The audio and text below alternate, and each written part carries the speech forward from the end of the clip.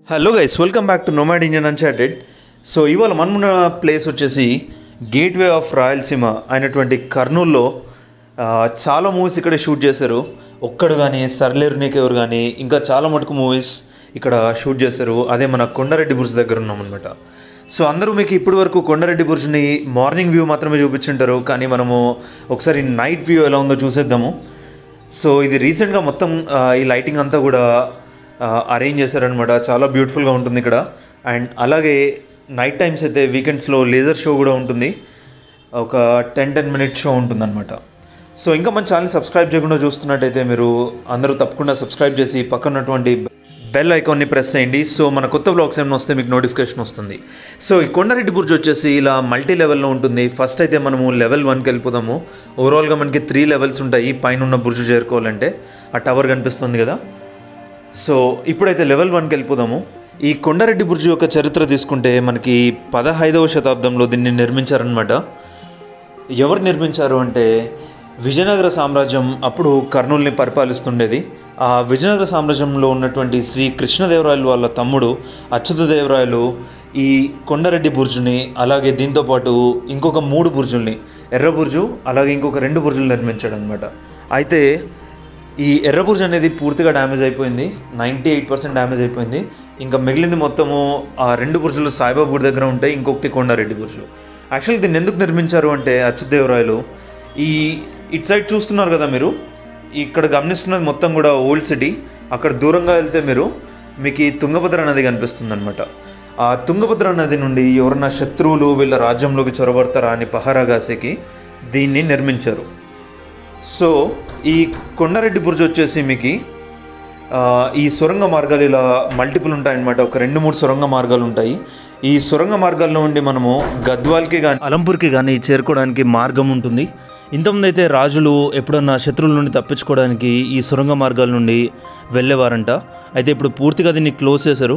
ఇది మొత్తం కూడా ఈ కొండారెడ్డి బుర్జ్ అంతా కూడా ఆర్కియాలజికల్ సర్వే ఆఫ్ ఇండియా వాళ్ళ కంట్రోల్లో ఉంది. సో ఇది ఒక ప్రొటెక్టెడ్ మాన్యుమెంట్.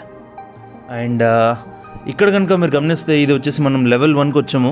ఇంతకుముందు ఇక్కడ ఒక ఫ్లాగ్ కూడా ఉండేది, కానీ ఇప్పుడు మెయింటెనెన్స్ అని చెప్పేసి తీసేశారు, మళ్ళీ త్వరలో పెడతానని చెప్పారు. అండ్ నెక్స్ట్ లెవెల్ 2కి వెళ్తే ఇక్కడ కొద్దిగా లైటింగ్ తక్కువగానే ఉంది.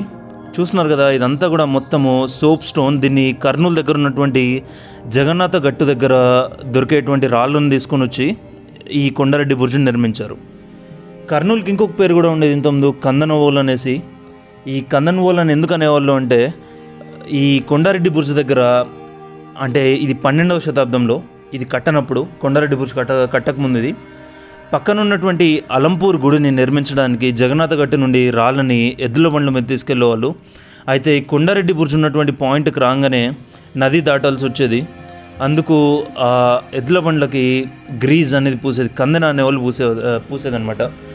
నదిలో ఈజీగా మూమెంట్ ఉండడానికి. అందుకని చెప్పేసి కర్నూలుకి పాత పేరు వచ్చేసి కందనవోలు అని ఉండేది. చూస్తున్నారు కదా, ఇది మొత్తం కూడా ఫ్రంట్ సైడ్ వ్యూ అనమాట. సో మనం మళ్ళీ ఒక రౌండ్ కొట్టేసి ఇలా బ్యాక్ సైడ్కి వచ్చాము. ఇది 2nd లెవెల్ మొత్తం కూడా. అండ్ పూర్తిగా పైన ఉన్నటువంటి దానికి వెళ్ళాలంటే 3rd లెవెల్కి స్టెప్స్ ఇక్కడ ఉంటాయి.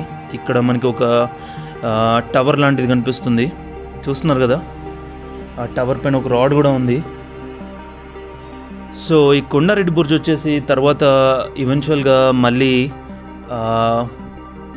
ముస్లిం రాజుల చేతిలోకి వెళ్ళడము, అప్పుడు నందికొట్కూరులో ఉన్నటువంటి పాలగడ అయినటువంటి కొండారెడ్డిని వీళ్ళకి అపోజ్ అయినందుకు అతన్ని ఇక్కడ బంధించి ఉరిదీయడం వల్ల ఈ బుర్జుకి కొండారెడ్డి బుర్జు అని పేరు వచ్చిందనమాట.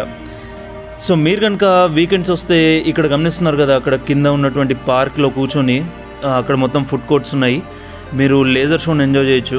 సో ప్రతి సాటర్డే సండే మాత్రమే ఉంటుంది లేజర్ షో. అది కూడా ఈవినింగ్ 7:30కి స్టార్ట్ అవుతుంది. లైట్స్ అన్ని స్టాప్ చేసి ఒక 10 మినిట్స్ ఉంటుంది, 7:30 to 7:40. అలాగే 8:30 నుండి 8:40 వరకు ఉంటుంది అనమాట.